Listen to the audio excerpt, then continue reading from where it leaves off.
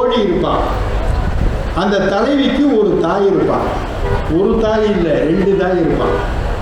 ஒரு தாய்க்கு பேர் செவிலி தாய்னு பேர்.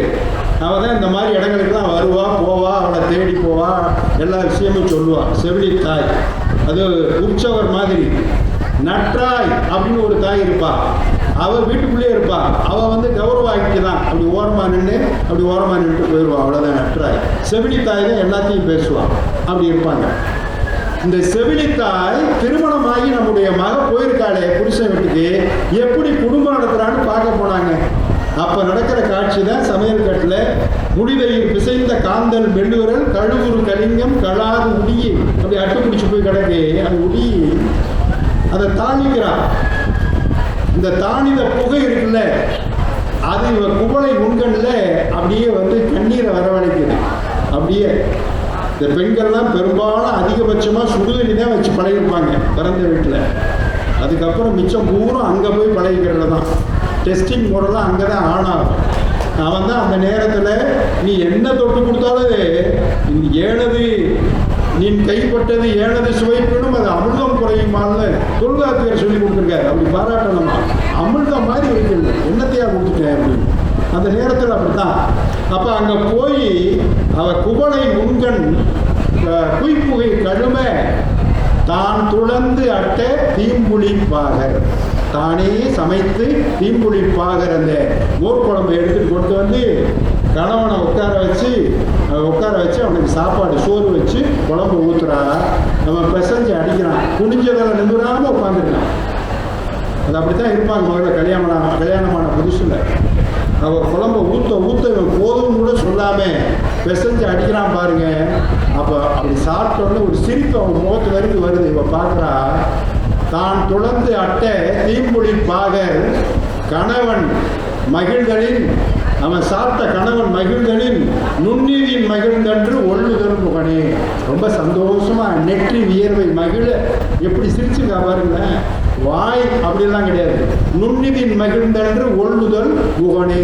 ஒளி உயர்ந்தி அந்த நெற்றியுடைய அவளுக்கு சிரிப்பு வந்துன்னு சொல்லும்போது ஒரு அருமையான காட்சி, ஒரு சமையல் காட்சி, கணவனும் மனைவியும் உண்கிற ஒரு காட்சி.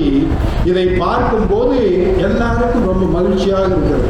நம்ம மகள் வந்து கணவன் வீட்டில் ரொம்ப அழகாக இருக்கா, ரொம்ப மகிழ்ச்சியாக இருக்கா அப்படின்னு. ஒரு பொண்ணு அவங்க அம்மாவுக்கு ஃபோன் அடித்தா, இதே மாதிரி மோர் குழம்பு வைக்கிறதுன்னு அடித்து, அம்மா இந்த மோர் குழம்பு எப்படி வைக்கிறது எங்கள் வீட்டுக்காரர் கேட்குறாரு அப்படின்னு. ஐயா இந்த நேரத்தில் கேட்குறியே, ஏம்மா ஏதாவது நேரம் இருக்கா 10 to 12 அப்படின்னு அவள் கேட்குறா. இல்லை நான் இந்த காலத்தில் சமையல் கட்டுக்கு போனேன், உங்கள் அப்பா தான் போவார், இன்றைக்கி அவர் இங்கே வெளியே போயிருக்கார், கடையில் வரைக்கும், ஒரு அரை மணி நேரம் கழித்து அவரை ஃபோன் பண்ண சொல்கிறேன், அப்போ சொல்லுவார் எப்படி மோர் குழம்பு வைக்கிறது அப்படின்னு அம்மா சொன்னான். உடனே இவ கவுண்டர் கொடுத்தா பாருங்க, அம்மா மோர் குழம்பு நான் வைக்கிறதுக்காக கேட்கல, என் வீட்டுக்காரர் வைக்கிறதுக்காக கேட்டிருக்காரு.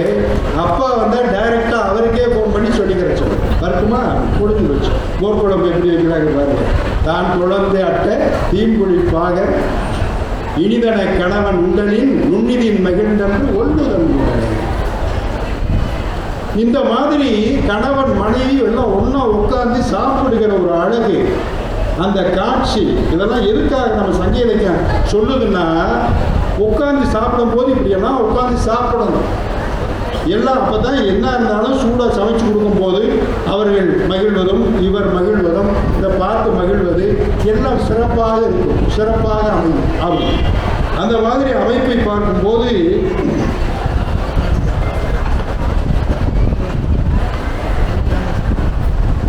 ஒரு பெண் அப்படி என்று சொல்லக்கூடியவள் ஒரு மனைக்கு விளக்காக இருக்கிறார்.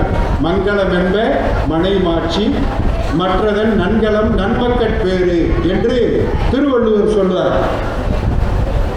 மங்களமான ஒரு விஷயம் என்று சொன்னால் அது மனைமாட்சி தான். மனைவி பெண் இருக்கிற இதில் என்ன சிறப்பு அப்படின்னு கேட்டிங்கன்னா, மனைவி என்பவள் அல்லது பெண் என்பவள் கணவன் வீட்டுக்காகவே புகுந்த வீட்டுக்காகவே வளர்க்கப்படுகிறாள்.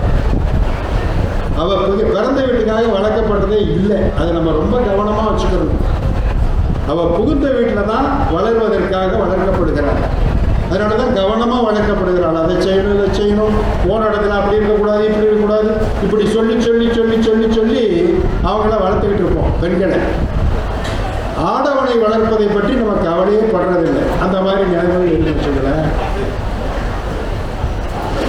அந்த செவிலித்தாய் சொன்ன பாருங்க, ஒரு அற்புத காட்சி ஒன்று. அந்த செவிலித்தாய்க்கு வேலை என்னன்னா தலைவியை பார்த்துக்கிட்டே இருப்பான். தலைவியும் தலைவன் என்று சொல்லக்கூடியவனும் உடன்போக்கு கிளம்பிடுறாங்க. கல்யாணம் இல்லை, உடன்போக்கு கிளம்பிடுறாங்க. அவளை தேடி அந்த செவிலித்தாய் வர்றான். வாழை நிலத்துல கலித்தொகையில் ஒரு காட்சி.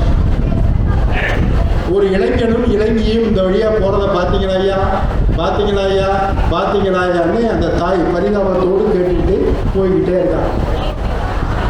அதில் சில துறவியர், ஏம்மா நில்லுமா, யாரு கூட போகிறா, கட்டிக்க போகிறவங்க கூட தானே போகிறா, விட்டுரு அப்படின்னு சொல்கிறாங்க. எங்கே 2000 வருஷத்துக்கு முன்னாடி